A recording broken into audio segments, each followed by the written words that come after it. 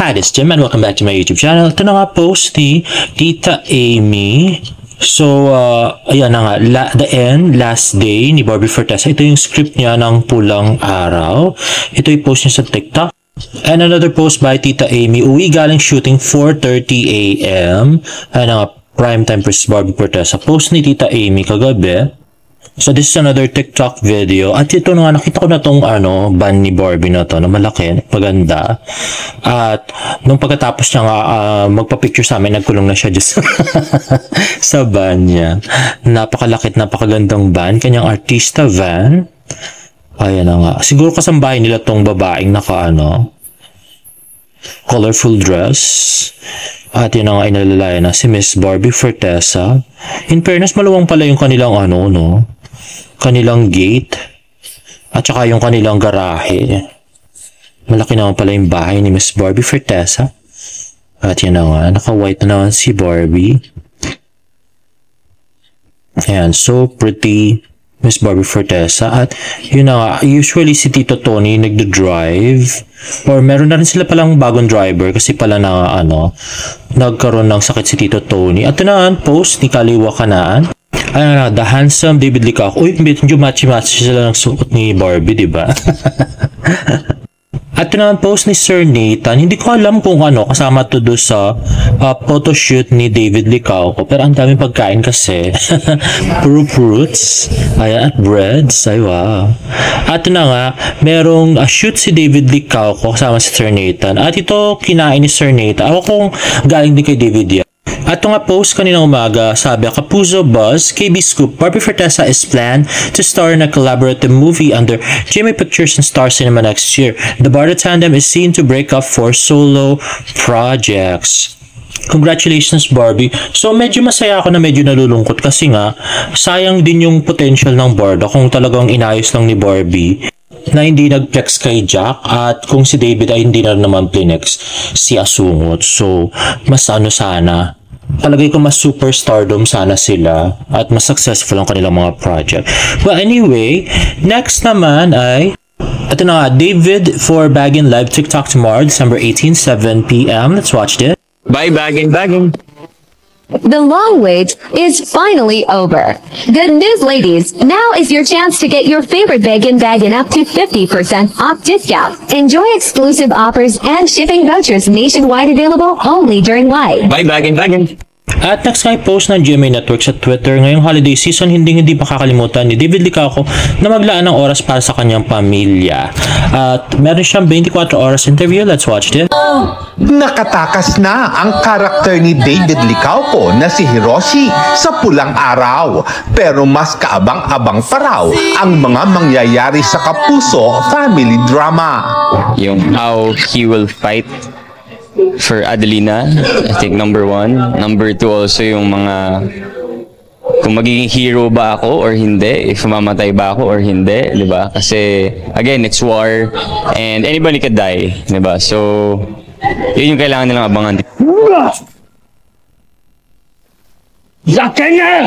Recently lang, magkasamang nagbigay ng good vibes sina David at Dennis Trillo sa Japan. Sobrang na-enjoy raw ni David ang pagsasama nila roon. Fun, honestly. I got to bond with Dennis. I got to talk to him sa plane. Wala nga daw siyang tulog pero nag-end up kami nag-usap ng buong plane ride papuntang Japan. Kaya nakakatawa, learned a lot from him and honestly, like Dennis, such a good guy. Someone I look up to talaga. And he also taught me to do content creation. Hangang-hanga rin nga raw si David sa mga ginawa nilang content na pinusuan ng netizens. Ngayong nakabalik na ng Pinas si David, getting ready na siya para sa holiday celebration kasama ang pamilya. I'm going to Bulasin with my family on the 24 to 26. Yeah. And then for the New Year's, I think I'm going back to Bicol, to my lola's province, hopefully. And sa end of January, I'm going to Hong Kong. Lars Santiago, updated sa showbiz happening. So yun na nga guys, so December 24 to 26 nasa Balesin sila, and then sa New Year nasa Bicol, and then sa Hong Kong naman siya by the end of January. So very busy si David, sasamantalahin niyang wala siyang trabaho, at after nga na magsushooting na sila ng movie ni Sanya, nakakainis. At yun ang picture from Mir, Slay in It. Yan ang anong GMA Christmas party kasama nga si Nikki Ko at ang napaka-cute na si David Licauco. At next naman ay post ni Ngiti King, husto na Hiroshi, ang sarap ng food sa Kuya Korea. At yan na nga, so sa UP Town yata to, ay napaka-cute na si David. Next naman ay Kapuso questions kung gaano kamahal ni David Licauco ang kanyang fans. Let's watch this. Sobrang dami nilang binibigay sa akin na suporta, na unconditional love, di ba?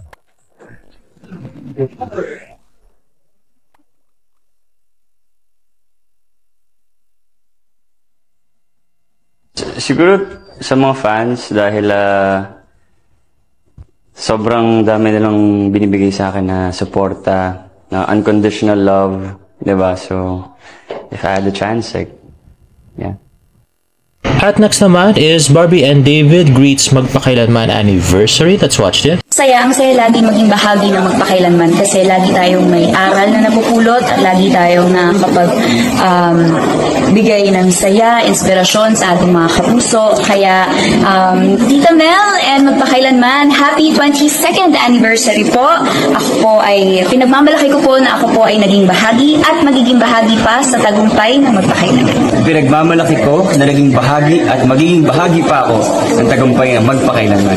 Happy 22nd anniversary sa magpakailanman kay Tita Mel Chang. At next ay tweet ni Elle, may idudungis pa po ba si David Licauco? Parang amoy Johnson BB powder pa rin po. Kasi na blue bar yan. Oo nga no, napaka-cute niya kasing tignan. Ay nako, dahil maputi siya no, di ba? Kahit marumi ay gwapo pa din at cute pa din. Ay nako, at tingnan niyo yung mga ugat sa kanyang kamay. Pakiramdam ko tuloy noon ay iisa ang ating nararamdaman. Na iniibig mo na rin ako. Ngunit batid ko namang hindi. Ako lamang naman ang nakararamdam nun. Dahil kung totoo, bakit hanggang ngayon ay wala ka pa? Bakit hindi ka pa rin nagbabalik? Ibig sabihin ay ako lamang talaga ang nagmamahal sa iyo. Ang totoo ay hindi naman yata ako mahalaga sa iyo. Nabasa mo na naman sulat niya. Hindi ko na sana hinayaan. Maris at hindi ako. Hanggang ngayon, nagkasama pa rin kami. Ano kayo nangyari sa kanila? Sana'y buhay pa sila ni Sister Manuela. At next naman ay kilig scene ni Barbie at saka ni David. Let's watch this. Ayun na, tumayo na si David. At binasa ang mga sulat. May pa sila, lampara pa sila doon. Kahit na maliwanag naman. At yun na si Miss Barbie. Ay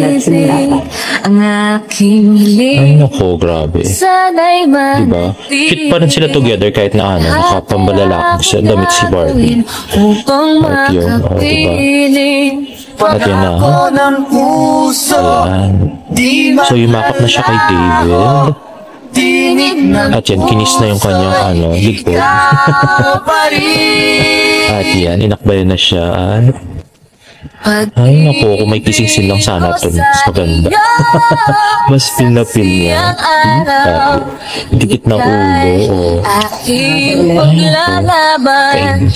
Anyway, ayun na nga, dun sa TikTok live ni David, may payo pala siya sa breaking up and moving on. Let's watch this. Kapag kung nag-break na kayo ng greatest love mo, usually kasi kapag nag-break, nawawala yung confidence, especially kapag toxic relationship, diba? Pero, kapag nag-good drip coffee ka, tataas yung confidence mo. Tapos mas maganda na sabayan mo siya ng workout, tapos since pampakute na siya, baka nga bumalik yung greatest love mo. Diba? Ganun talaga yung yung life Pag minawala, you will work on yourself, and good drip will help you with that. Galing nun ah. Kaya kung ako kayo, bumili na kayo ngayon ng Goodrip. Ano pa? Feeling ko yung pag-move on talaga, mahirap yan. Iagdaanan ng lahat ng tao yan. Ang secret lang dyan is kailangan mong mahalin yung sarili mo. Isipin mo, nung kayo, binibila mo siya ng regalo. Diba? Lahat binibigyan mo sa kanya effort. Ngayon, ikaw naman yung dapat work on mo yung sarili mo. Kailangan mo i-spoil yung sarili mo. And that will make you feel better. That will help you move on. Nakakaiyak naman pala ito. Hindi, joke lang. Pero yun na nga. Ganoon naman talaga yung process ng breaking up. Kaya bumili na kayo. Para happy. Hala, yun na nga, naiyak pa si David. Grabe, talagang nakapag-move on na yata siya. At ito nga post ng Boy Scouts of the Philippines noong December 11, sabi niya, I'm sorry but I don't give second chances. Linya ni Joy sa Hello Love Again. Pero kami sa 33rd Asia Pacific Regional Scout Jamboree, hindi kami kasing strict ni Joy. Maybe Joy is gone but Jamboree is here. So medyo nagtataka rin kami bakit Boy Scouts of the Philippines ang kinong-model si Alden, no? Hindi si David. Anyway, ito na nga yung isang TikToker ni David sa kanyang Goodrip. Ayun, kasama siya. Sana all. Ang ganda sana yung TikTok challenge yan ko sila ni Barbie, no? Grabe. And next is a fan na nakita si David Licauco. So parang ito yung suot niya doon sa pictures niya sa Kuya Korea. And there you have it, guys. If you like this video, please give it a thumbs up and please subscribe to my YouTube channel for more Barda updates. See you in my next vlog. Bye!